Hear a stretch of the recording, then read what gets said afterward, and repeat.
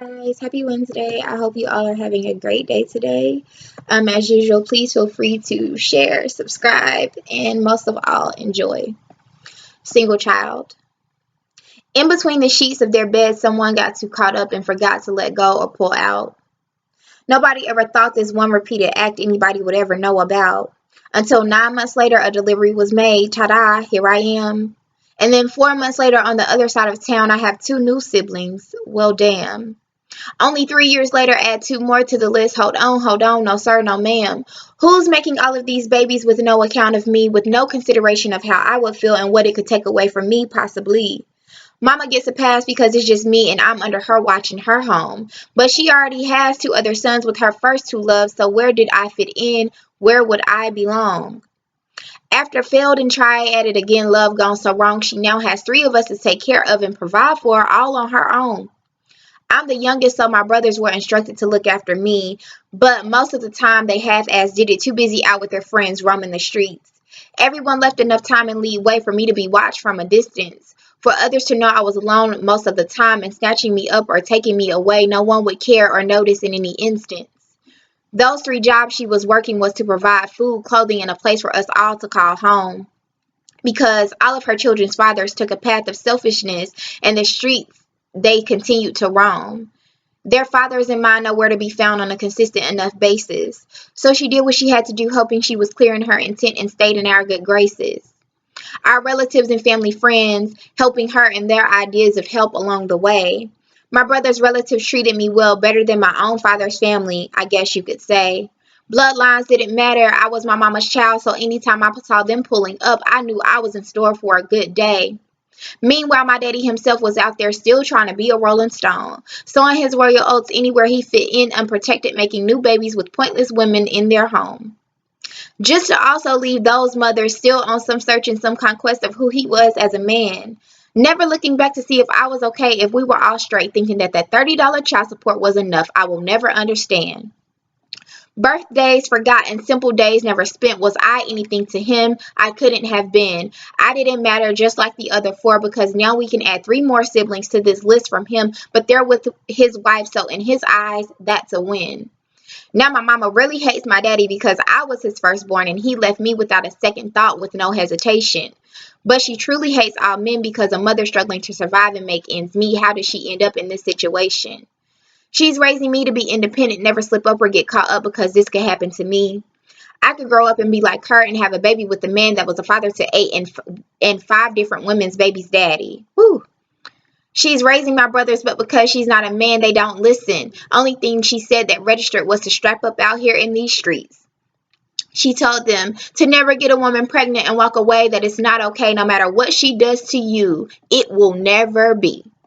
But see, somewhere along these lines, everyone forgot about me. Who was going to raise me? I guess I had to rely on myself. Who was going to teach me life lessons with my mama stretched so thin and my daddy not around for any kind of help? Would I one day walk out in the street and say, hey, what's your daddy's name because you look just like me?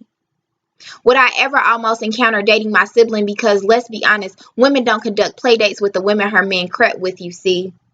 Some women take these grudges to the grave when it's not even about them, it's about their children knowing each other and building a healthy bond.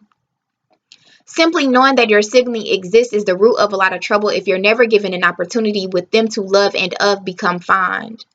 I would forever compare my relationship with him to his relationship with them. If he didn't have the time or the money or energy for me, there was no way he had it for anyone else. There was no way I was his firstborn, and in my growth, he never wanted a part, a role, never wanted to exchange his love for himself for a little love for me and offer some help. Never would he gather all eight of his children in one room for a meet and greet. He would just act like only a few of us existed, because without that acknowledgement of all of us, it meant he wasn't truly a creep. The reality of this situation is I'm a single child. I have parents that made me, and somehow between the conception and the delivery, things got a little crazy, a little foggy, slightly wild. I was born into an unhealthy environment, and that wasn't even unusual despite. It was the normal in my society. Mamas and daddies making babies, fathers leave, mamas struggle, siblings help raise each other or possibly never even get to meet, and that's life. It would be expected of me one day to be a big girl and properly function on my own in being alone. Just keep quiet. Nobody should know I was there solo. Only cook what I could reach. Just don't burn down the home. Childhood memories, I was forever being creative, using my imagination to buy me some time. It saved me of a lot of sad days, of a lot of uncaught tears, of a lot of misdirected anger. I would grow up fine. I would one day sit here and just reflect about my life. I would ask, how do I have so many siblings, but yet still feel as if I barely have a friend, and anyone I thought in them you had one for life? It's simply because we were too spaced out all over the place to ever be given an opportunity to know and love each other from day one.